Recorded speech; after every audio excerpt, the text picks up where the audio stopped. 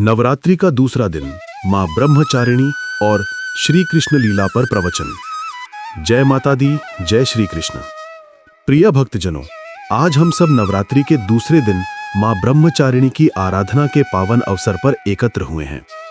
ये दिन तपस्या, संयम और भक्ति का संदेश लेकर आता है। देवी के इस स्वरूप की पूजा करने से जीवन में कठिनाई चाहे कैसी भी आए, साधक का मन डगमगाता नहीं है।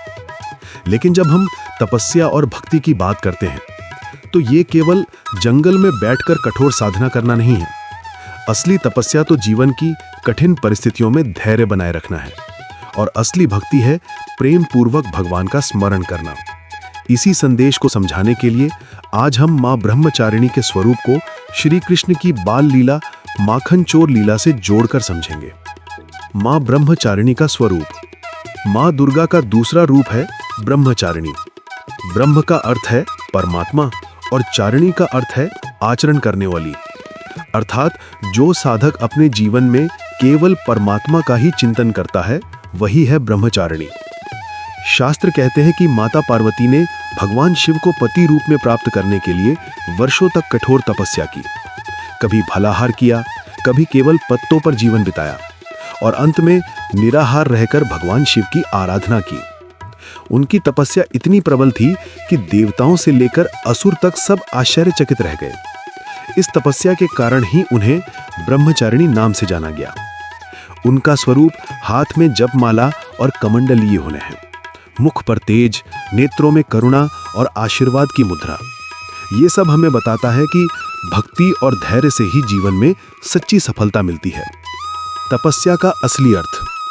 अब प्रश्न उठता है कि हम गृहस्थ लोग, नौकरी करने वाले विद्यार्थी, हम कैसे तपस्या करें? क्या हमें भी जंगल जाके बैठना होगा? उत्तर है नहीं। तपस्या का अर्थ है धैर्य। जब जीवन में कठिनाई आए और आप टूटे नहीं, यही तपस्या है। जब परिवार में विवाद हो और आप प्रेम बनाए रखें, यही तपस्या है। जब भगवान के दर्शन तुरंत ना हो फिर भी आप उनका भजन करना न छोड़ें, यही तपस्या है। यानी तपस्या का वास्तविक रूप है संयम, धैर्य और अटूट श्रद्धा। श्री कृष्ण की माखन चोर लीला।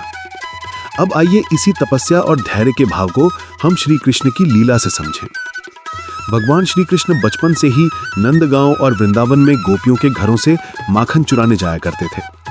वे माखन तो खाते ही थे, परंतु कभी कभी अपने मित्रों के साथ बांटते, कभी बंदरों को खिलाते और कभी बस खेल खेल में गोपियों को चिढ़ाते। गोपियां शिकायत लेकर यशोदा मैया के पास पहुंचती। मैया, तेरा लाल तो बड़ा शरारती है, हमारे घर आता है, माखन चुराता है और कभी कभी मटकी फोड़ देता है। माता यशोदा मुस्कुराती, परंतु कभी कभी उन्हें गुस्सा भी आ जाता। एक दिन उन्होंने निश्चय किया कि आज कृष्ण को दंड देकर छोड़ूंगी। रस्सी से बांधने का प्रसंग। कथा है कि जब कृष्ण ने बहुत शरारत की तो यशोदा मैया ने उन्हें पकड़ा और रस्सी से बांधने लगी। लेकिन आश्चर्य की बात हुई कि रस्सी हमेशा 2 अंगुल छोटी पड़ जाती थी। चाहे जितनी रस्सी जोड़ो, अंत में वह कृष्ण की कमर से 2 अंगुल छोटी ही निकलती। ये देखकर मैया हैरान हो गई। उन्होंने कई बार प्रयास किया, परंतु हर बार वही हुआ। आखिरकार जब यशोदा थक कर बैठ गईं और उनके नेत्रों से प्रेम के आंसू बहने लगे, तब कृष्ण ने स्वयं को बांधने दिया। अब प्रश्न है कि रस्सी क्यों छोटी पड़ती थी? शास्त्र कहते हैं ये 2 अंगुल का रहस्य है। एक अंगुल है भक्त का प्रयास, दूसरी अंगुल है भगवान की कृपा। जब तक भक्त प्रयास करता है पर भगवान की कृपा ना हो, तब तक साधना पूर्ण नहीं होती, और जब तक भक्त प्रयास ना करे तब तक कृपा भी अधूरी रहती है। यशोदा मैया का प्रयास और कृष्ण की कृपा जब मिले तभी बांधना संभव हुआ। तपस्या और कृष्ण का धैर्य। ध्यान दीजिए, जब यशोदा मैया बांध रही थीं, तब कृष्ण ने विरोध नहीं किया। वे सर्वशक्तिमान हैं, चाहे तो समस्त ब्रह्मांड को नष्ट कर दें, परंतु वे शांत रहे, मुस्कुराते रहे और मां के बंधन को स्वीकार कर लिया। यही है तपस्या और भक्ति का रहस्य। जब प्रेम हो तो बंधन भी सुखद लगता है, जब भक्ति हो तो कठिनाई भी सहज लगती है, जब धैर्य हो तो हर परिस्थिति आनंदमयी बन जाती है। कृष्ण ने सिखाया कि बंधनों से डरना नहीं चाहिए यदि वे बंधन प्रेम के हों। माखन का रहस्य। अब सोचिए कृष्ण माखन क्यों चुराते थे? माखन केवल दूध से निकला हुआ पदार्थ नहीं था। माखन का अर्थ है हृदय की निर्मलता। गोपियां माखन बनाने के लिए दूध मथती थीं। दूध से मलाई फिर माखन अलग होता है। ठीक वैसे ही जब भक्त अपने मन को मथता है, काम, क्रोध, लोभ, मोह से अलग करता है, तब हृदय का निर्मल माखन प्रकट होता है। और यही माखन कृष्ण को प्रिय है।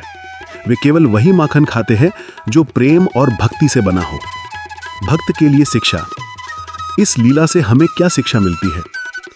भक्ति और तपस्या मिलकर ही भगवान को बांध सकती है। केवल ज्ञान या केवल कर्म पर्याप्त नहीं है। जब प्रेम और धैर्य दोनों मिलते हैं तभी ईश्वर मिलते हैं। भगवान को शक्ति से नहीं, प्रेम से बांधा जा सकता है। यशोदा ने डांटने का प्रयास किया पर रस्सी छोटी पड़ी। जब उनके हृदय से प्रेम के आंसू निकले तभी कृष्ण बंधे। तपस्या का अर्थ है धैर्य और शांति। जैसे कृष्ण ने बंधन स्वीकार किया, वैसे ही हमें जीवन की कठिनाइयों को धैर्यपूर्वक स्वीकार करना चाहिए। माखन का प्रतीक है निर्मल हृदय। कृष्ण हमारे हृदय के माखन को चाहते हैं, जो ईर्ष्या, क्रोध और स्वार्थ से मुक्त हो। मां ब्रह्मचारिणी और कृष्ण लीला का संगम। अब यदि हम इस कथा को मां ब्रह्मचारिणी के स्वरूप से जोड़ें तो यह स्पष्ट हो जाता है कि मां ब्रह्मचारिणी ने वर्षों की तपस्या से भगवान शिव को पाया और कृष्ण ने धैर्य और प्रेम से अपने भक्तों को दिखाया कि भक्ति बिना तपस्या अधूरी है। मां ब्रह्मचारिणी का संदेश है अडिग रहो। श्री कृष्ण का संदेश है प्रेम में धैर्य रखो। दोनों मिलकर हमें यही सिखाते हैं कि जीवन के हर संघर्ष को भक्ति और धैर्य से जीत सकते हैं। जीवन में अनुप्रयोग। आज की दुनिया में यह शिक्षा और भी प्रासंगिक है। विद्यार्थी के लिए तपस्या है पढ़ाई में धैर्य रखना। माता पिता के लिए तपस्या है बच्चों की परवरिश में संयम रखना। नौकरी करने वाले के लिए तपस्या है कठिन परिस्थितियों में भी ईमानदारी बनाए रखना। और भक्त के लिए तपस्या है भगवान का नाम कभी ना छोड़ना।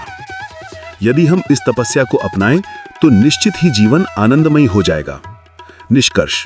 प्रिय भक्तजनों, नवरात्रि का दूसरा दिन हमें यह सिखाता है कि तपस्या और भक्ति से ही परमात्मा की प्राप्ति संभव है।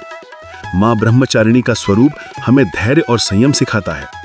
श्री कृष्ण की माखन चोर लीला हमें प्रेम और भक्ति का रहस्य बताती है।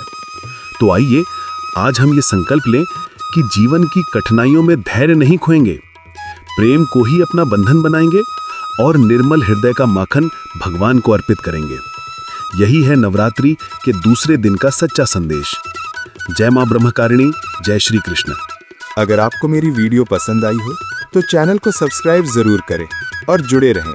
भगवान हमेशा आपकी मदद करेंगे। बस जिंदगी में अपने काम को महत्व दें, जैसे मैं कर रहा हूं। अगर आपको अच्छा लगे तो नवरात्रि के इन 9 दिनों तक मैं इस